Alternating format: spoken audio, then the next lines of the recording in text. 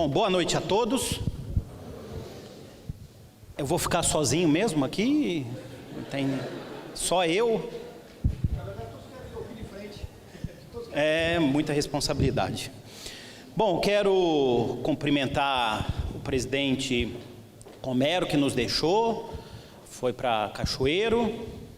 Muito obrigado. Quero cumprimentar o meu querido amigo Rodrigo Mazei por mais um convite para abrir essa semana jurídica. Quero cumprimentar a doutora Flávia Brandão, que além de conselheira federal da OAB, também é vice-presidente da Comissão de Família da OAB, presidente do IBDFAM aqui no Espírito Santo. Na pessoa dela, cumprimento todas as mulheres presentes. A professora Fernanda Tartucci falará depois de mim. E mais uma vez é uma grande felicidade voltar aqui para Vitória, nesse evento que eu considero a Conferência Estadual da OAB do Espírito Santo. Quero dizer e pedir também para o Rodrigo Mazei ficar aqui, porque não sei se eu vou continuar vindo se ele não ficar, né? Então quero pedir que fique, né?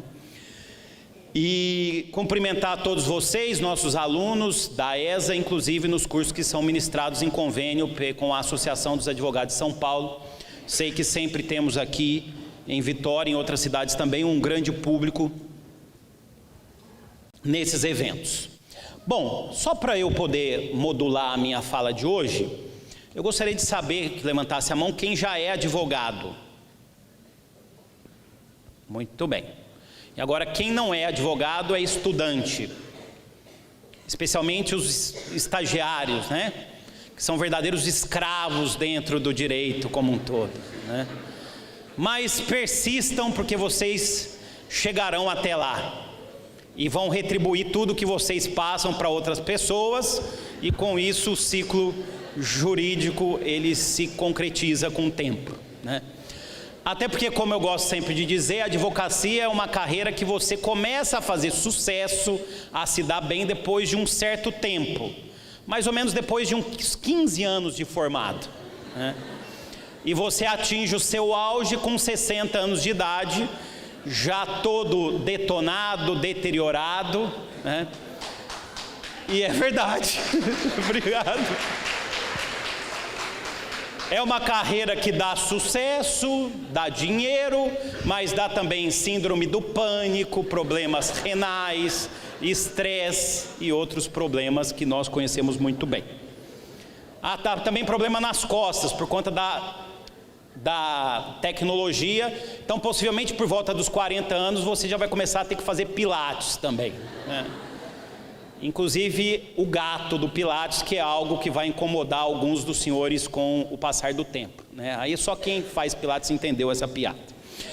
Bom, vamos agora falar de um tema sério, um tema complicado, um tema que, na minha opinião, surgiu, como o professor Mazei mencionou aqui no começo, das novas tecnologias, do surgimento de novas questões, profissões que desaparecem, profissões que surgem. A advocacia nunca vai desaparecer, isso também é uma vantagem da nossa atuação, né? Mas algo que surgiu há pouco tempo e se intensificou nos últimos tempos, que é o diálogo entre dois livros diferentes dentro do Código Civil: o livro relacionado à responsabilidade civil e o livro relacionado ao direito de família, ou seja, o tema da responsabilidade civil no direito de família. Eu gosto sempre de dizer e fazer uma divisão de que nós temos essa matéria da responsabilidade civil dentro do direito de família incidente em dois tipos de relação.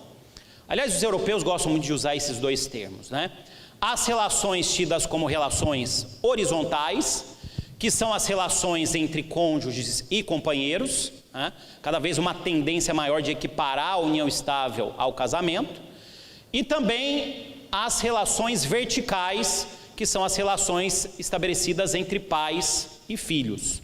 Relações essas que também foram ampliadas por conta da parentalidade socioafetiva, os filhos de criação, e a recente decisão do Supremo Tribunal Federal, muito desafiadora, do reconhecimento da chamada multiparentalidade, né?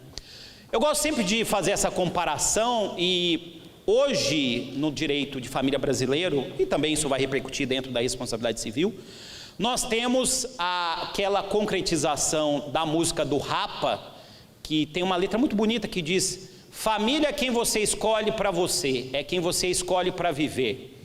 Não precisa ter conta sanguínea, só precisa um pouco mais de sintonia. Família. Essa expressão dessa música é a expressão da chamada parentalidade socioafetiva, que foi concretizada no Brasil por decisão do Supremo Tribunal Federal.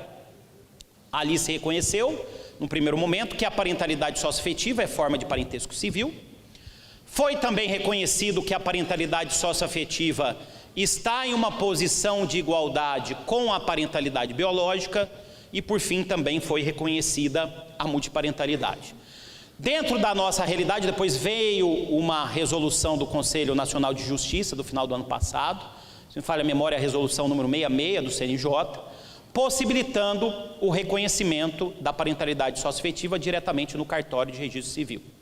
Então, é bem provável que os senhores já tenham visto, ou se não viram, verão, casos de pessoas que têm 2 pais, uma mãe, 2 pais, 2 mães, 2 pais, uma mãe, e aí você pode ter 6 avós, 8 avós, 16 avós, porque o que a própria resolução prevê é que nós teremos aí uma limitação de 2 pais e 2 mães. Professor Mazei, eu peço que você aponte o tempo, porque eu sei que outras pessoas falaram depois de mim, e como eu organizo também congresso, eu sei como é importante essa questão do tempo. Quem está controlando o tempo, por favor, que eu não estou vendo ninguém com plaquinha, não tem ninguém?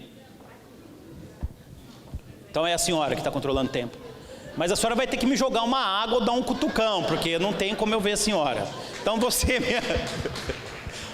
A senhora está se divertindo hoje, né? Se a senhora ficar me provocando, eu vou sair do direito, vou fazer um stand-up jurídico aqui e aí vou me perder. É melhor a senhora rir mesmo.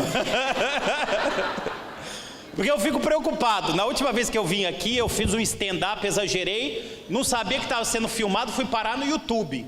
Aí eu recebi, até uma pessoa falou: o que aconteceu aquele dia? Você estava maluco, falou um monte de besteira? Né? Então eu falei: bom, essa vez eu vou me controlar mais, mas a senhora fica me provocando, daqui a pouco eu vou cair na loucura total e perder a cabeça aqui de novo. Mas voltando ao que eu estava dizendo, então, Mazei, por favor, marca o tempo para mim, inclusive porque depois você vai me pagar o vinho e eu também, né, eu fico o ano inteiro esperando para tomar os vinhos que você escolhe, né?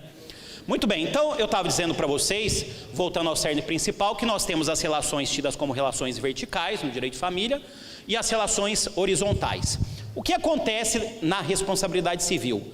Hoje a responsabilidade civil no direito de família ela é mais acentuada nas relações verticais do que nas relações horizontais. Porque nas relações horizontais, ou houve o fim da culpa, ou houve pelo menos a mitigação da culpa. Para mim, eu sou mais professor de responsabilidade civil e de contratos do que professor de direito de família. Na verdade, eu tenho uma dificuldade escrevendo sobre todo o direito civil de admitir essa expressão de que a culpa foi totalmente banida nas relações de direito de família. Por quê? Porque para quem estuda a responsabilidade civil, e essa é uma das minhas especialidades, aliás, estou lançando agora um livro que eu fiquei 1 ano e meio escrevendo, que é um livro só sobre responsabilidade civil, que já está aí à venda. São 1.600 páginas só sobre responsabilidade civil. Sobre esse capítulo eu escrevi 150 páginas sobre responsabilidade civil no direito de família, né? Confesso aos senhores que com 42 anos de idade eu senti uma baita dificuldade de escrever, porque a produção que se tem no Brasil hoje de jurisprudência e também de doutrina é algo praticamente impossível de acompanhar. Então fica complicada essa afirmação para mim, porque se você disser que acabou a culpa dentro das relações de família, a conclusão a que se chega é que a responsabilidade é objetiva. Ou seja, que a responsabilidade independe de culpa. O que numa relação conjugal é terrível. Ou numa relação convivencial é terrível. Imagina imputar uma responsabilidade civil a um cônjuge ou companheiro sem a necessidade de prova de culpa.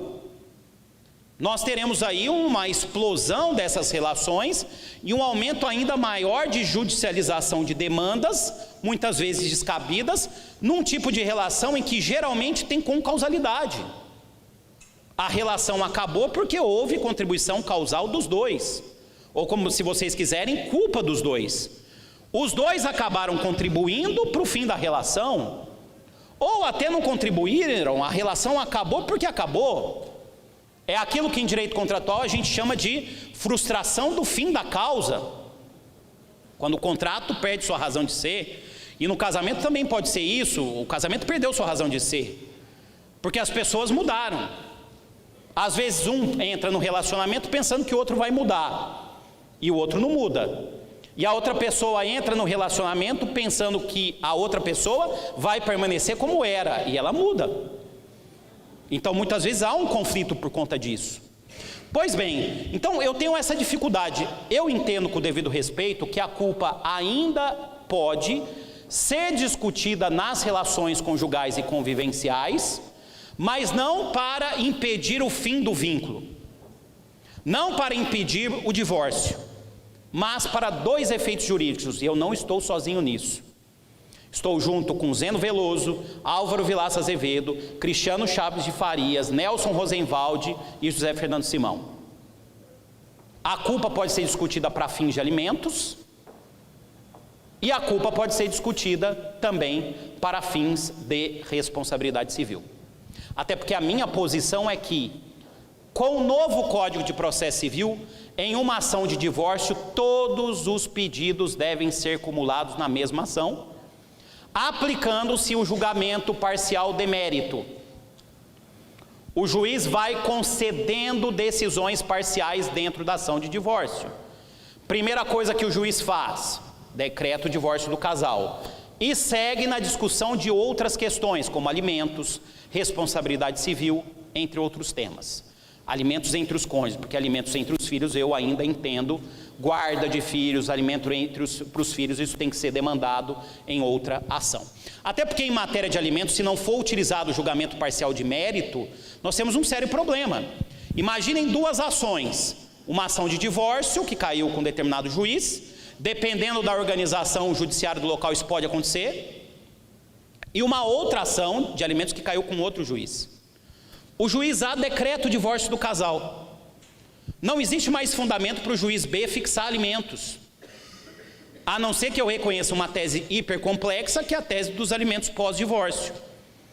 Então, se você tiver pelo alimentante, você pode ter uma dificuldade pela alimentante ou pelo alimentante cônjuge, você pode ter uma dificuldade de conseguir a verba alimentar quando você tem dois juízes diferentes julgando a mesma questão. Já sei o que os senhores vão dizer, porque eu ouço isso no Brasil inteiro.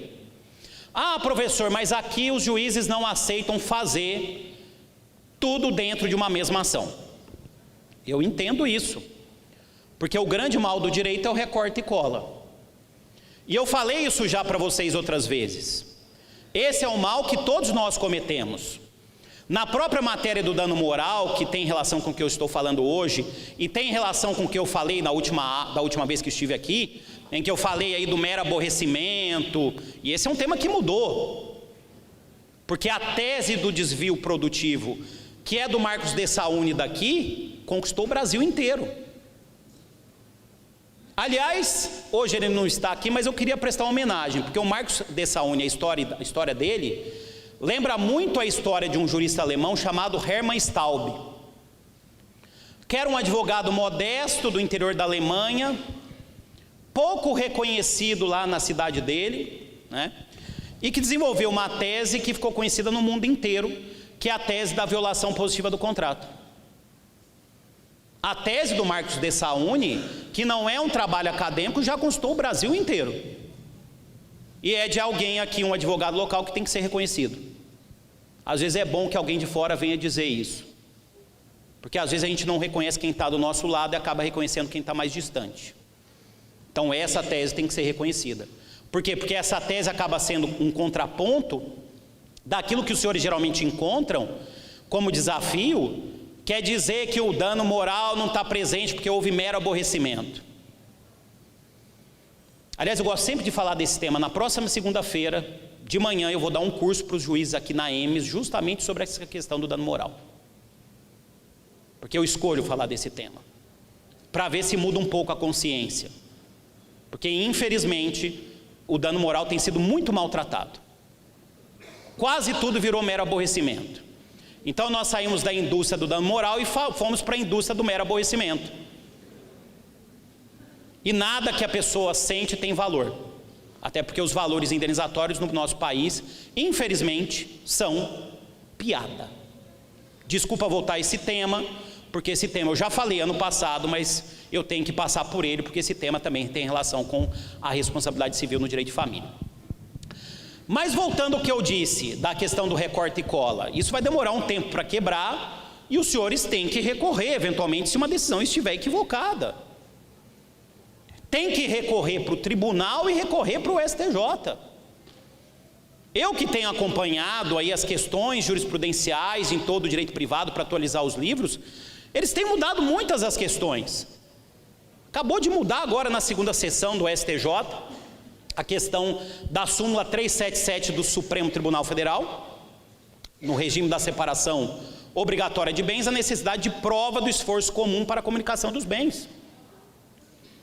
STJ acabou de decidir esse ano que o prazo prescricional na responsabilidade contratual é 10 anos, que era algo que existia muita divergência entre terceira e quarta turma. Então esse é o papel do advogado, é mudar aquilo que eventualmente esteja equivocado.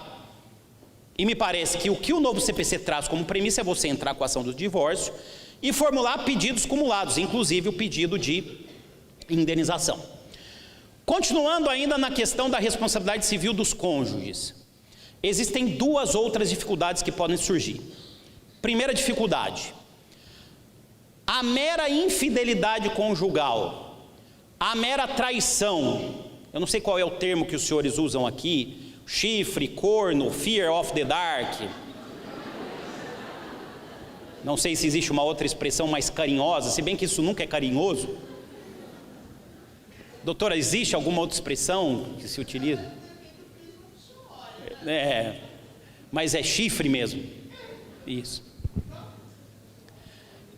O simples fato de existir uma traição enseja uma ação de indenização por ato ilícito, posição que prevalece hoje na jurisprudência e na doutrina, apesar de algumas resistências raivosas de alguns juristas, que talvez tenham tomado um fear of the dark na cabeça, é que não cabe por si só indenização por quebra da fidelidade.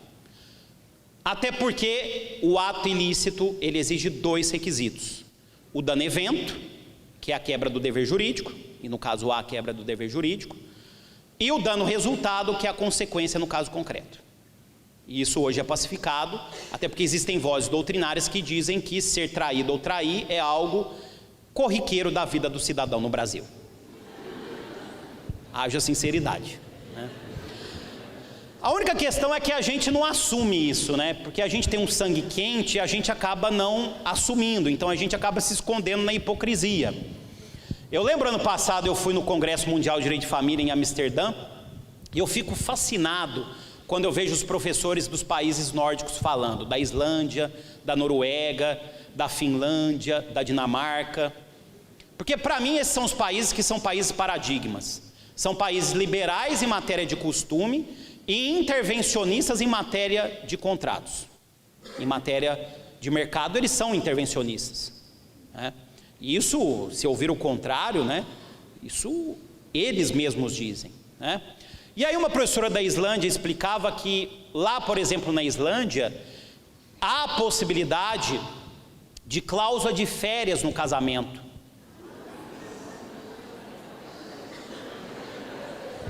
Para quem não entendeu, pode ser o Vale Night, alguém disse aí. Agora a senhora vai rir bastante. Colocar uma cláusula no pacto antinupcial dizendo que se o casamento ou a união estável, que eles chamam lá de coabitação, entrar em crise, um ou os dois podem se afastar por um tempo, podem ter experiências sexuais por um tempo e podem voltar ao relacionamento depois desse prazo de reflexão, que nada mais é do que um prazo of fear of the dark. Os senhores acham que juridicamente ou na prática isso seria viável no Brasil? Não. Alguém aqui colocaria uma cláusula nesse sentido no contrato de convivência ou no pacto antinupcial? Não. Aliás, no Brasil, isso num pacto antinupcial não é possível, porque o primeiro dever da união, do casamento é a fidelidade. Na união estável é até debatível essa possibilidade, porque o primeiro dever da união estável é lealdade. E você pode ser leal sem ser fiel, inclusive informando que vai Fear of the Dark. Então, já há essa possibilidade, essa discussão, ao contrário, em um momento que no Brasil se fecha o sistema para tutelar a monogamia. O CNJ acabou de dizer também que não é possível fazer escritura de união poliafetiva nos tabelionatos. E como eu disse aqui para vocês, eu sou mais contratualista e mais autor de responsabilidade civil do que de direito de família. Muito simples, se o direito de família não quer esse tipo de relação e não é possível, o direito contratual quer. Basta você fazer um contrato, são 3 solteiros, esse homem com 2 mulheres, ou essa mulher com 2 homens, ou um quadradinho, 2 homens e 2 mulheres, você fazer um contrato de constituição de sociedade entre eles, uma sociedade de participação econômica, para administração de bens.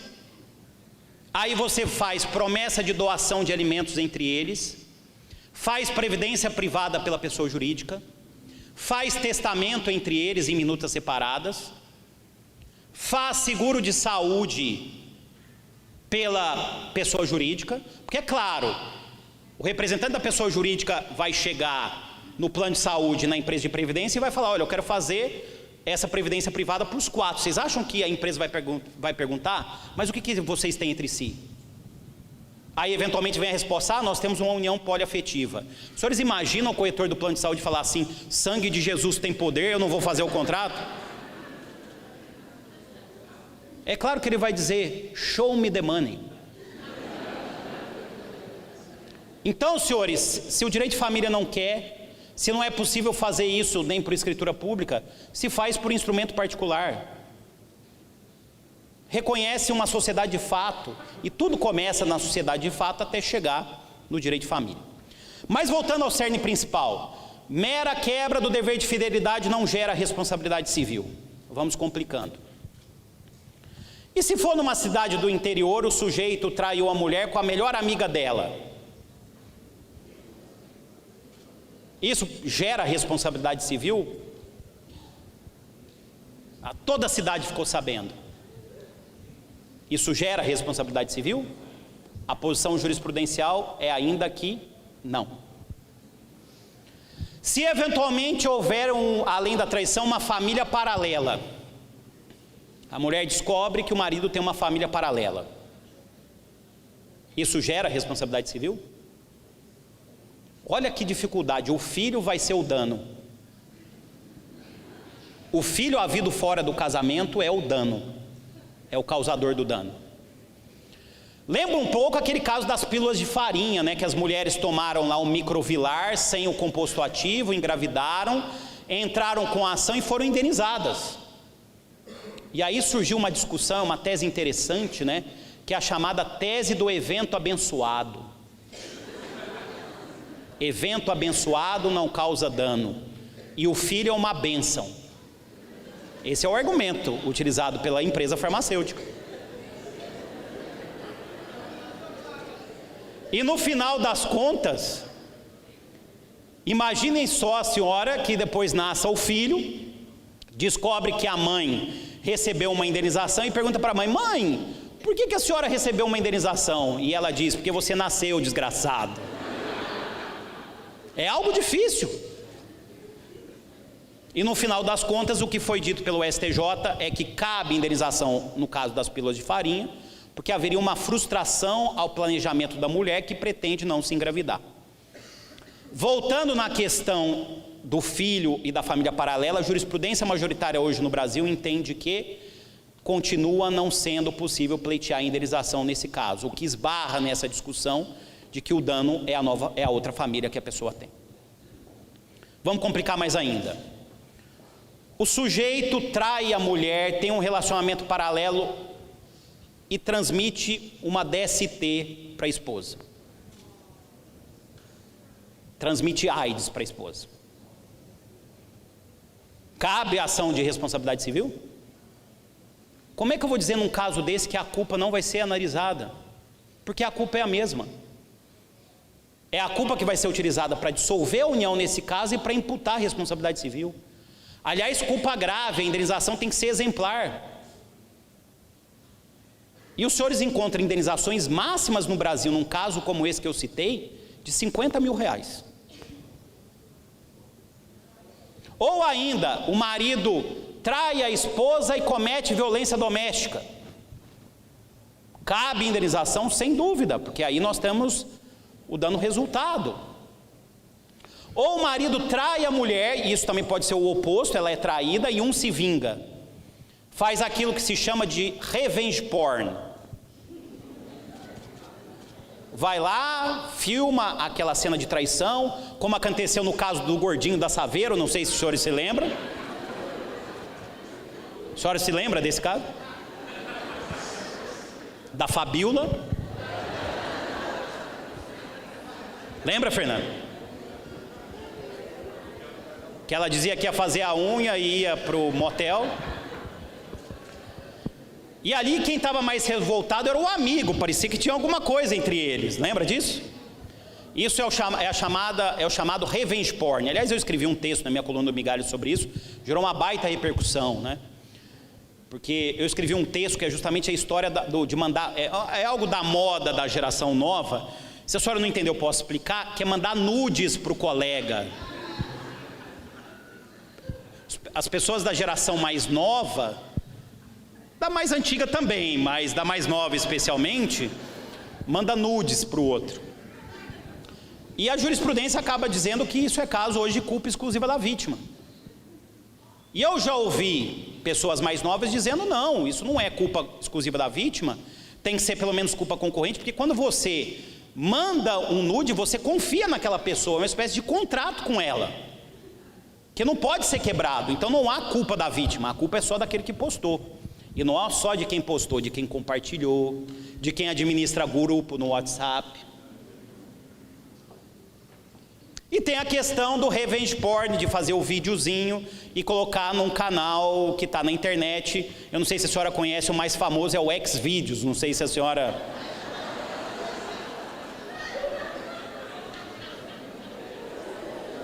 Senhores, desculpa, eu tenho que falar didaticamente sobre esse site, porque os julgados já falam desse site. Sim, já existem vários julgados estaduais falando do revenge porn e falando desse site Xvideos, porque geralmente o material vai para lá. E com hashtag caiu na net. Senhores, vocês eventualmente tiverem alguém que procurarem no escritório, vocês vão ter que fazer busca lá. Sim. E como é que vocês vão encontrar o vídeo do cliente ou da cliente que está lá? Hashtag caiu na net. Qual é o valor de indenização que se tem atribuído nesses casos de revenge porn? Quanto os senhores acham? No máximo R$20 mil. E geralmente se utiliza também a concausalidade, porque se atribui culpa concorrente da vítima, porque ela acabou contribuindo para o evento danoso. Eu tenho um ex-aluno que foi fazer pós comigo, um advogado muito famoso em São Paulo, né? O Dr. Ivo, que ele falou assim para mim, eu estou fazendo essa pós porque eu quero me especializar em responsabilidade civil no direito de família. E aí ele começou a advogar e viu que as indenizações eram tão pequenas que ele acabou abortando essa atuação, porque é uma constatação. 10 minutos. Ainda tem bastante tempo. Agora a senhora me avise quando faltar 5, por favor, tá? Muito bem. Mas voltando, senhores, essas questões de revenge porn foram parar na jurisprudência e sem dúvida são casos, não sei se alguém aqui já teve algum caso sobre revenge porn, que em breve os clientes vão bater lá na porta do escritório de vocês para tutelas inibitórias, tutelas antecipadas, tutelas de urgência para tirar o conteúdo, acumuladas essas tutelas também com reparação civil. Bom, lembra, eu estava comentando com vocês a primeira dificuldade a respeito da responsabilidade civil nas relações horizontais, que é justamente a verificação da culpa. A segunda dificuldade é saber se o cúmplice da traição, vocês sabem quem ele é, o Big Richard, se o cúmplice da traição, ou cúmplice do adultério, alguns até gostam de utilizar a expressão adultério, eu não tenho utilizado, porque literalmente adultério significa romper o leito com penetração. E existem vários casos de infidelidade que não são no leito e não são com penetração. Então, isso é sério, é melhor utilizar o termo infidelidade. Até porque hoje tem gente que cogita até infidelidade virtual, sem nenhum contato físico, que é um outro tema de debate que eu não tenho mais tempo para falar. Mas será que haveria a responsabilidade civil do chamado terceiro cúmplice?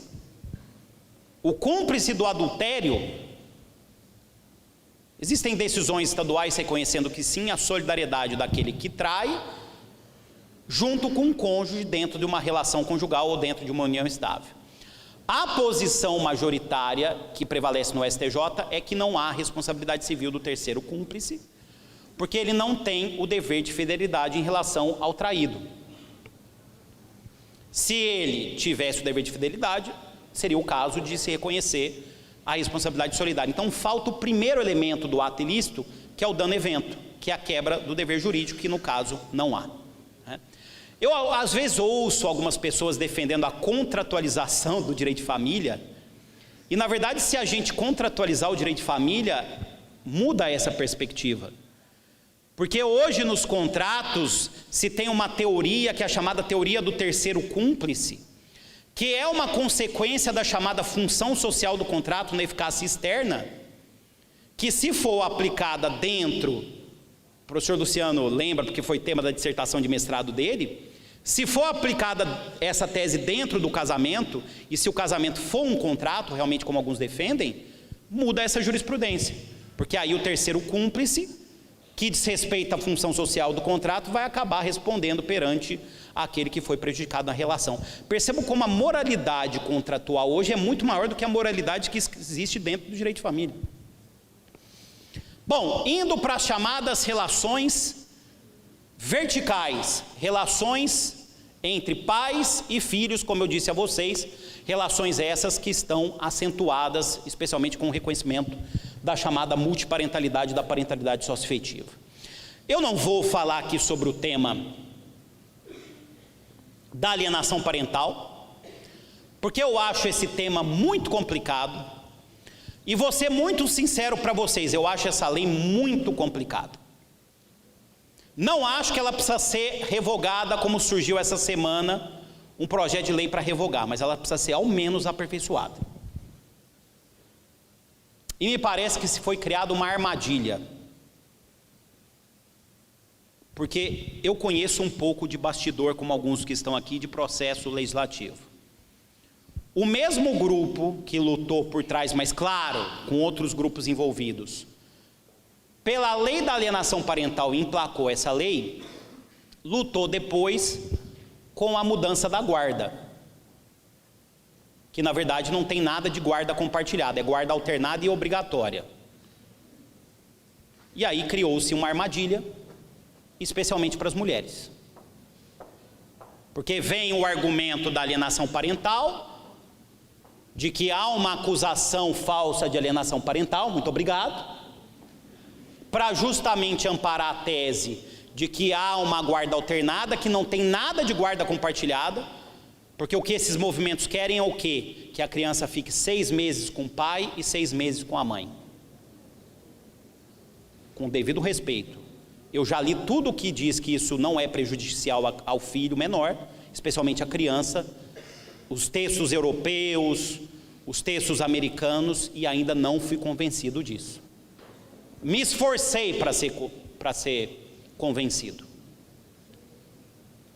Eu ainda continuo pensando que o filho precisa ter uma base de morada. E na guarda compartilhada não é o filho que se movimenta, são os genitores que se movimentam. Então parece que foi algo já pré-montado. Colocaram essa lei para vir a falsa acusação, para depois emplacar a guarda alternada e chegar nos alimentos. Porque se a guarda é alternada, não há necessidade de pagar alimentos. Enquanto o filho estiver com a mãe, será sustentado pela mãe. Enquanto o filho estiver com o pai, será sustentado pelo pai. Com devido respeito, essa é uma armadilha. Eu sei, toda vez que eu publico textos criticando essa lei sobre a guarda alternada, que é chamada de guarda compartilhada, eu sou atacado na internet por esse grupo, mas é claro que eu não recuo, eu continuo fazendo essa crítica. E não sei, aqueles que são especialistas, a doutora Flávia pode até eventualmente confirmar, essa realidade que nós temos hoje com essa combinação aumentou, tornou essas disputas de guarda um terreno ainda muito mais hostil do que ele era. E essa realidade precisa ser aperfeiçoada. Até porque não se sabe que guarda é, e não se sabe se ela é obrigatória ou não. Se não houver, por exemplo, uma mínima convivência entre os genitores, não se sabe se ela é obrigatória ou não. Existem decisões do STJ com o mesmo relator em contradição, dizendo que se não houver mínima convivência pacífica entre os genitores, a guarda compartilhada ou alternada, sei lá, o que é aquilo é possível, e julgados entendendo que não é possível.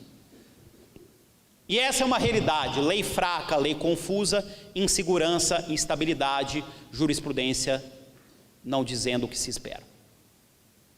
Esse é um campo que, na minha opinião, a gente precisa efetivamente rever. Para terminar a minha exposição, uma outra hipótese em que se debate a responsabilidade civil nas relações de parentalidade, as chamadas relações verticais, é o tema da responsabilidade civil por abandono afetivo. É outro tema difícil, outro tema espinhoso. E a pergunta inicialmente que se faz é: existe algum dispositivo que tenha previsão no sentido de que os pais devem criar e educar os filhos menores? Sim, está escrito no artigo 229 da Constituição. Os pais devem criar e educar os filhos menores, e os filhos menores devem cuidar dos pais na velhice. Inclusive nós podemos falar também de abandono filial ascendente, o filho que abandona o pai. Não só o abandono filial descendente, o pai que abandona o filho, ou a mãe que abandona o filho, que é muito raro de acontecer. Bom, o STJ, num primeiro momento, acabou dizendo, lá nos idos de 2005, num julgado que acaba rejeitando toda essa minha exposição de hoje, porque o voto de um dos ministros na época foi no sentido de que não haveria interação possível entre responsabilidade civil e direito de família. Isso é totalmente ultrapassado. O STJ entendeu que não haveria ato ilícito, porque o pai não tem o dever de amar o filho. Houve uma confusão entre amar e dar afeto. Não são a mesma coisa. Afeto significa interação entre pessoas. O afeto pode ser positivo, cujo exemplo é o amor, ou o afeto pode ser negativo, cujo exemplo é o ódio.